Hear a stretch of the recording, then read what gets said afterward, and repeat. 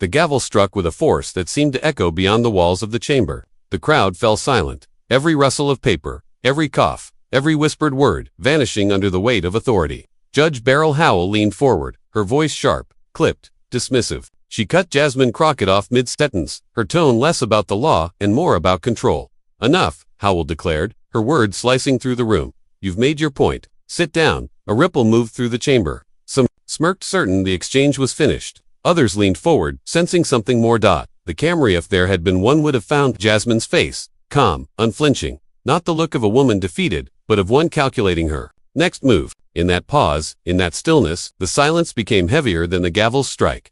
Because Jasmine Crockett had been here before, spoken over, brushed aside, told to quiet down. But she wasn't just another voice in the room. She carried, with her, the weight of battles fought, the quiet strength of someone who refused to be dismissed. The judge thought she had silenced her. The judge thought this was the end of Jasmine's argument.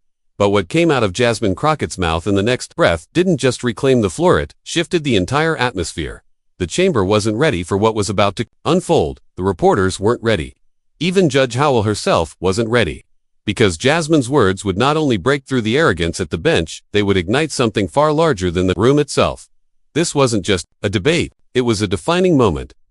What happened inside that courtroom was never just about procedure, or a technical point of law, or even the back and forth between two powerful women. It was about something far larger, something that reached into the heart of democracy itself.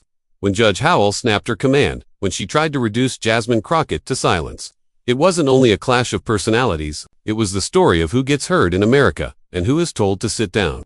For decades, Howell had built her reputation on control.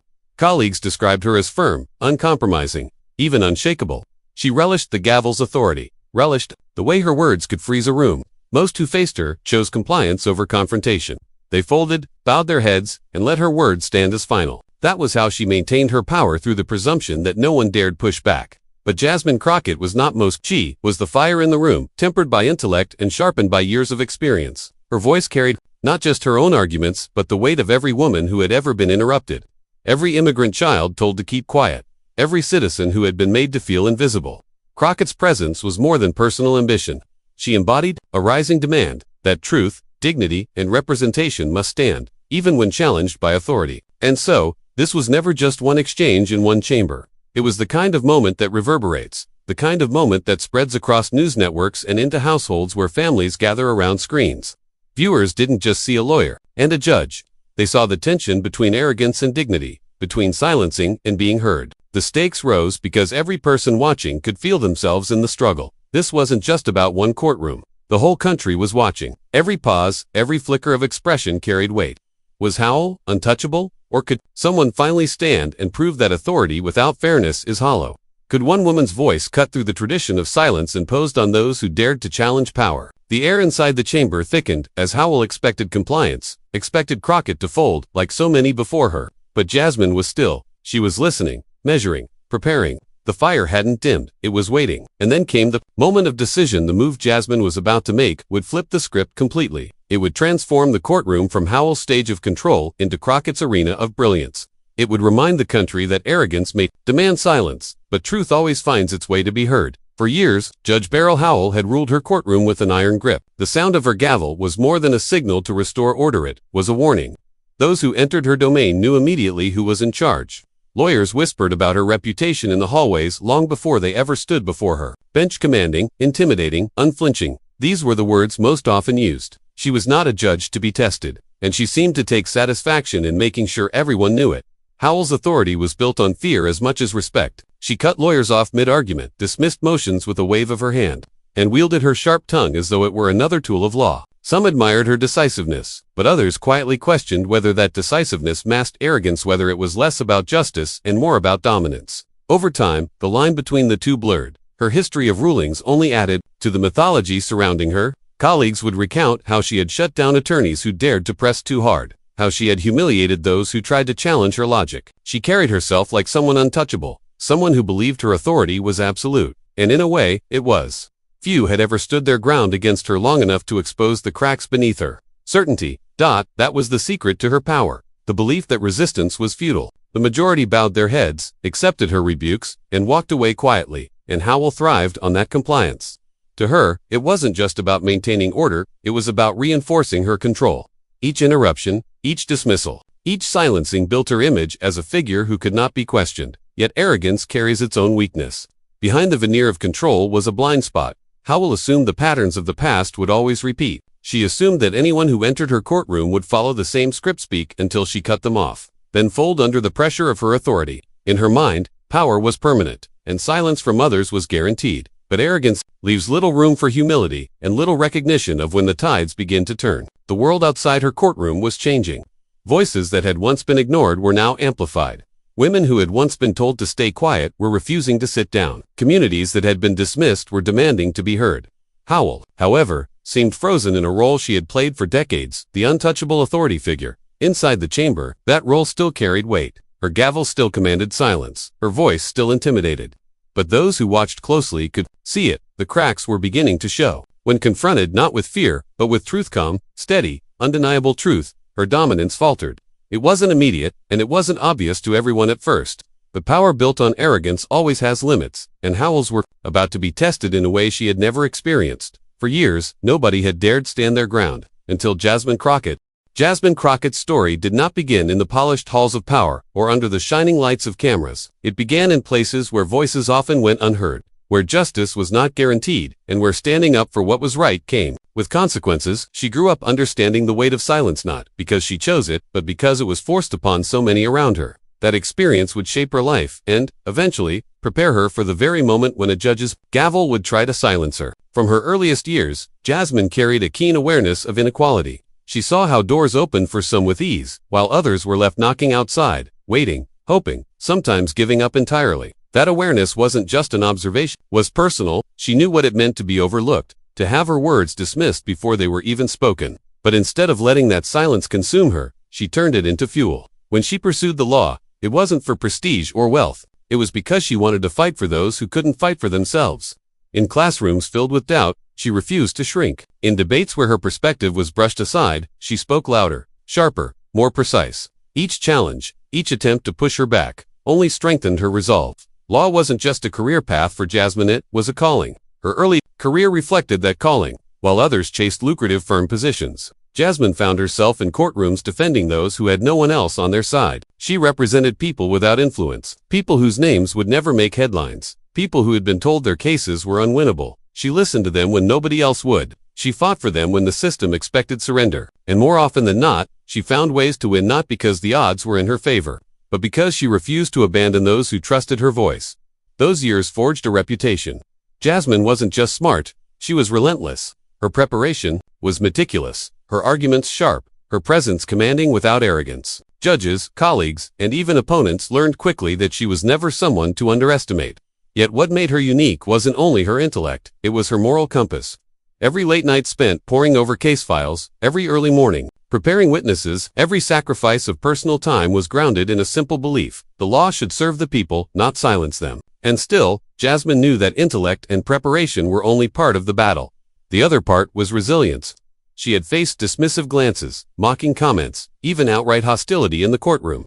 She knew what it felt like to be interrupted, cut off, and spoken over. She knew the sting of hearing someone with more power decide her words didn't matter. But she also knew something else. Silence is not the same as defeat. Every time someone tried to shut her down, she found another way to speak, another way to make herself heard. This resilience made her more than just a lawyer. It made her a fighter for dignity itself. She carried the voices of the silenced into every courtroom, and in doing so, she transformed those spaces. Where others saw intimidation, she saw opportunity. Where others backed down, she leaned in. And where others thought silence was the end of the argument, she proved that it was only the beginning. By the time Jasmine Crockett found herself in front of Judge Howell, she had already faced countless obstacles meant to quiet her. She had walked into rooms where she was underestimated and walked out having redefined the terms of the conversation. Each struggle had added to her armor. Each dismissal had sharpened her voice. Each victory had reinforced her belief that standing firm was not only possible, it was necessary. So when Howell's gavel fell, when the judge's voice snapped, like a whip commanding silence, Jasmine did not flinch. She had been preparing for that moment her entire life. Every challenge she overcame prepared her for the day Judge Howell tried to silence her. The chamber was no longer just a courtroom, it was a battlefield. Every eye locked on the duel unfolding, every heartbeat synchronized with the rhythm of their clash. Judge Howell leaned forward, voice sharpened like a blade. slicing through Jasmine Crockett's argument mid-sentence. "Counselor, that's irrelevant," she declared, pounding her gavel once for emphasis. The sound cracked like thunder in the silent room, but Jasmine did not flinch. Her gaze, steady and unshaken, rested squarely on the bench. She had faced louder dismissals before. Harsher tones meant to silence her, and she knew better than to retreat. Instead, she paused and measured, deliberate before letting her response drop into the room like a stone into still water. "With respect, Your Honor," she began, her tone calm but weighted. "The facts are not irrelevant. They are the foundation of justice." A murmur rippled through the audience. Howell's jaw tightened. She cut in again, louder this time, her words meant to dominate, to reassert her iron grip. "You will stick to the narrow question before this court. Nothing more." Jasmine drew a breath, and in that moment, her composure became her armor. She did not match Howell's volume. She didn't need to. Instead, she let her intellect carry the weight. "If we confine justice to what is convenient," she said, voice steady, "then this courtroom ceases to be a place of truth. It becomes a stage for control." The words struck like a chord no one expected. Even the clerks exchanged glances, sensing the tension shifting. Howell's face hardened. She pressed again, her tone dripping with authority. "Counselor Crockett, you will not lecture this court." Jasmine leaned forward slightly, her hands resting firmly on the table, her voice unwavering. "I am not lecturing. I am advocating for those whose voices this court too often refuses to hear." The silence that followed was heavy, electrifying. It wasn't just a rebuttal. It was defiance wrapped in dignity. The judge's gavel struck again, harder this time, as though she could beat back the force of Jasmine's words. But the sound no longer echoed with dominance, it sounded like desperation. One by one, the spectators leaned in, captivated. Each exchange raised the stakes higher, each interruption a spark, each reply from Jasmine a steady flame refusing to be extinguished. The duel was no longer about one ruling, one objection, one legal point. It was about whether power could silence truth, for whether truth, spoken with courage, could pierce the armor of power. Judge Howell tried once more, her voice rising with urgency. "Enough, counselor," she snapped. "This line of argument will not stand." And then Jasmine delivered her strike. Her words, clear and unshakable, carried across the chamber with the precision of an arrow. "Then, let the record show," she said firmly, "that this court has silenced evidence critical to the cause of justice, but no, this truth cannot be buried. Not here, not anywhere." The room froze, even the walls seemed to hold their breath. The gavel trembled in Judge Howell's grip, but her authority no longer filled the space. It was Jasmine's words, echoing in the silence, that now owned the room. And then came the moment no one could have predicted.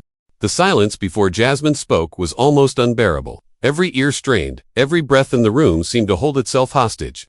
The judge had just dismissed her with a wave of authority, but Jasmine did not fold. She rose, not in anger, but with a calm steadiness that radiated a different kind of power. It was the kind of power that didn't need permission, it simply commanded presence.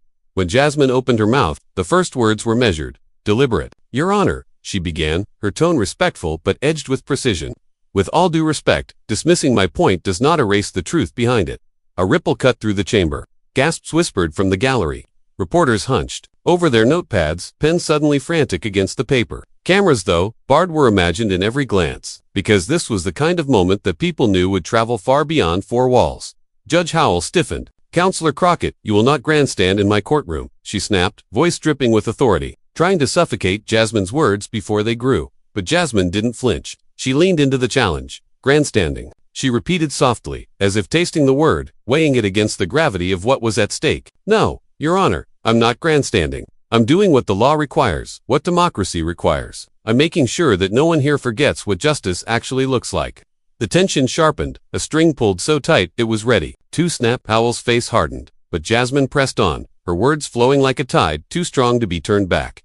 She began dismantling the judge's claim step by step, her logic clear, her delivery surgical. Where Howell had tried to cut her down with authority, Jasmine countered with facts, precedent, and moral conviction. "Your interpretation ignores precedent, established in multiple circuits." Jasmine continued, citing case after case. Her memory, razor sharp, she pointed out contradictions in Howell's position, not with fury, but with an elegance that made the errors impossible to ignore. Each point landed like a stone in still water, sending ripples outward. The gallery leaned in. Even those who had come in skeptical now watched with widening eyes. Reporters scribbled furiously, their expressions betraying the recognition that they were witnessing not just a legal argument, but a turning point. Judge Howell's composure began to crack. Her jaw tightened.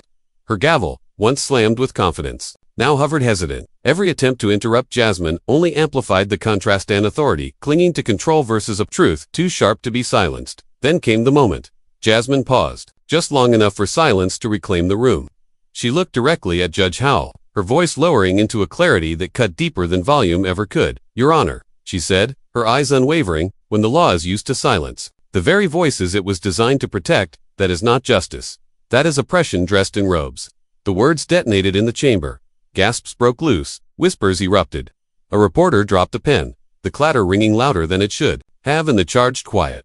Judge Howell blinked, her mask of certainty faltering. For the first time, she looked less like the untouchable authority and more like someone caught in the glare of undeniable truth. Jasmine pressed forward, her momentum unstoppable. This courtroom is not a stage for control. It's a forum for truth, and truth does not bow to intimidation, no matter where it sits. By now, even those who had walked in firmly in Howell's corner shifted uncomfortably.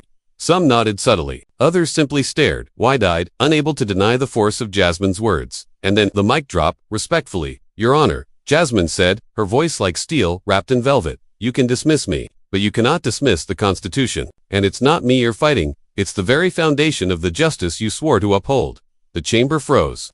No cough, no shuffle, no sound at all. Just silence, the kind of silence that meant something irreversible had happened. Judge Howell sat back, visibly shaken, her authority suddenly fragile. She gripped her gavel, but the force was gone. She opened her mouth, then closed it. No words, ready to counter the precision and power that had just dismantled her claim. Reporters scribbled with feverish intensity. Observers leaned back in awe. Even those who opposed Jasmine politically couldn't help but recognize the brilliance of the takedown. It was more than law. It was history unfolding in real time. The judge had tried to cut her down, but Jasmine had turned the blade back, sharper and more undeniable than ever. This wasn't just about winning an argument, it was about exposing the fragile arrogance of unchecked authority. For Jasmine, it was never about ego. It was about principle. It was about proving that even in the most intimidating chambers, truth still had the power to shake walls, rattle thrones, and dismantle illusions of power. The chamber sat in stunned quiet, the echoes of her words lingering. Judge Howell's grip on the proceedings was visibly weakened, her dominance unraveling before the eyes of a nation. Because this wasn't just a moment in one courtroom. This was a spark in a much larger fire. And as the silence deepened, heavy with the weight of what had just transpired, one truth became undeniable. The chamber fell silent. But outside these walls, the real storm was brewing. The chamber's silence had been deafening. But once the doors swung open, the noise outside was immediate, unstoppable. By the time reporters rushed from the courthouse steps to their waiting vans, phones already lit up with buzzing notifications. The story was everywhere. Within an hour, breaking news banners scrolled across every major network. Crockett stuns courtroom, silences judge with fiery clips of her words, replayed in dramatic reenactments and quoted in bold headlines, flooded the airwaves. On cable news, hosts leaned into the drama. It was the moment you couldn't script if you tried. One analyst declared, Jasmine Crockett turned a courtroom into a classroom, and Judge Howell was the student who didn't do her homework. Social media exploded. Hashtags trended worldwide. Hashtag Crockett vs. Howell. Hashtag Truth in the Court. Hashtag Unbowed Unbroken. Memes poured in by the minute. One viral tweet paired Jasmine's words, oppression dressed in robes, with side-by-side images of her standing tall, and Howell's stunned expression frozen mid-blink. The post racked up 1 million likes before the day was out. Late-night talk shows pounced. Comedians reenacted Howell's gavel slam, mocking her flustered reaction. But when they replayed Jasmine's mic drop line, the studio audiences didn't just laugh, they cheered. It was comedy with an undertone of triumph. Proof that her words had leaped beyond politics into the culture itself. Meanwhile, ordinary people claimed the moment as their own. On college campuses, students huddled around phones, replaying clips. With wide-eyed grins, in living rooms, families nodded with pride. Comment sections brimmed with testimonies. She spoke for every woman who's ever been told to sit down. She reminded me why I believed in justice in the first place. Even skeptics admitted it. Jasmine had shifted the conversation. Judge Howell tried to downplay the exchange, releasing a carefully worded statement that painted the confrontation as routine legal proceedings taken out of context. But the narrative had slipped from her grasp. Once a symbol of unyielding authority, Howell now found herself painted as the embodiment of arrogance buckling under the weight of truth. The ripple effect stretched further than headlines. Commentators debated not just the moment, but what it represented, the collision of authority and resistance, the enduring question of whether power serves people or silences them. Editorials framed Jasmine as a modern symbol of resilience. One voice standing against an entire institution, and yet, beneath the frenzy, something deeper stirred. This wasn't just another viral clip destined to fade in tomorrow's cycle. For many, it was personal. Jasmine's words cut through more than politics. They touched lived experience. She gave language to struggles people carried quietly, reminding them that dignity could still find its voice, even in the most intimidating chambers. As the noise of media and memes swirled, one truth rose above the din. Howell had lost control of the narrative. What began as a gavel strike meant to silence had become a rallying cry heard around the nation. But the real impact wasn't in headlines. It was in hearts. In the days that followed, as the frenzy of headlines began to give way to reflection, something larger than politics began to crystallize. What had unfolded in Judge Howell's courtroom was not merely a clash between two individuals. It was a timeless story, the kind that resonates across generations, across borders, across identities. A story about dignity refusing to bow to arrogance. Jasmine Crockett herself captured it best when she later spoke about the moment. "It was never about me," she said quietly, almost humbly. "It was about the principle that truth is bigger than any one voice and it cannot be silenced." Those words echoed the very heart of what people had seen that day, because the brilliance of Jasmine's counterattack wasn't just in her intellect or in the way she dismantled the judges' arguments step by step. It was in the spirit she carried, that calm, unshaken conviction that justice is not a performance but a promise. Think about what it meant. In that room, power sat high on the bench, armed with authority, tradition, and the gavel itself.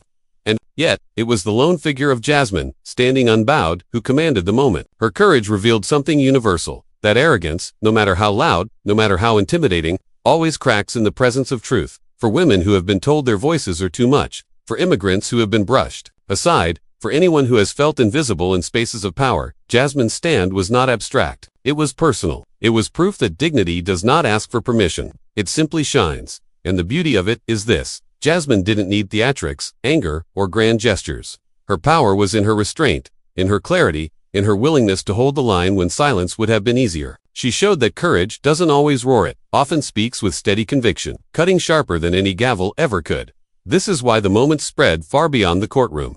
People weren't just replaying her words because they were clever or well-argued. They were replaying them because they recognized themselves in her defiance. They saw in Jasmine the truth that we all carry, the power to stand tall even when the world tries to shrink us. And that is the moral heartbeat of this story. This wasn't just about Jasmine Crockett. This was about us. About every person who's ever felt outnumbered, dismissed, or underestimated. About the quiet rebellions we stage each day when we refuse to let arrogance define our worth. Jasmine's clash with Judge Howell reminded us that justice is not abstract. It is alive in the choices we make, the words we speak, the courage we summon when it matters most. Her defiance was not a performance, it was a mirror, reflecting the resilience we all have within us. So the lesson is clear: dignity will always outshine arrogance. Truth, though it may be interrupted, cannot be erased. And courage, whether in a courtroom, a classroom, or a conversation, is contagious. One act of standing tall can ripple outward, inspiring others to do the same. Until the silence of the many breaks the arrogance of the few. This wasn't just about a single courtroom exchange. It was about what happens when principle refuses to bow. It was about the fact that history is not shifted by arrogance in robes or titles, but by ordinary people who decide that their voices matter. And so, as the dust settled, the vision remained clear. One person, standing with courage, can shift the course of history. Asterisk, Judge Howell thought she could silence Jasmine Crockett. She believed authority alone was enough to dismiss, to diminish, to erase. But she underestimated what happens when brilliance meets arrogance. In that chamber, Jasmine didn't just defend her point, she stunned an entire room, and by extension, a nation. The story is as clear as it is timeless. Arrogance falls, dignity rises. Power that seeks to silence is always temporary, but truth spoken with courage reverberates far beyond its walls. Jasmine proved that day that one voice, steady and unyielding, can flip the script and remind America of its promise. And now, the question is, what will we do with that reminder? If you believe in the power of courage over intimidation, if you believe that dignity belongs in every chamber of power, then this is your moment to subscribe and be part of this growing movement where truth has the final word. Share this story so that dignity drowns out arrogance, so that others see what happens when someone refuses to be silenced. And leave a comment to add your own voice, because every story, every stand, every word spoken in the name of justice makes the chorus louder. This isn't just a video, it's a movement. It's a chance to show that America is listening to arrogance, not to dismissal, but to courage that refuses to bow. Because when voices like Jasmine Crockett rise, America listens.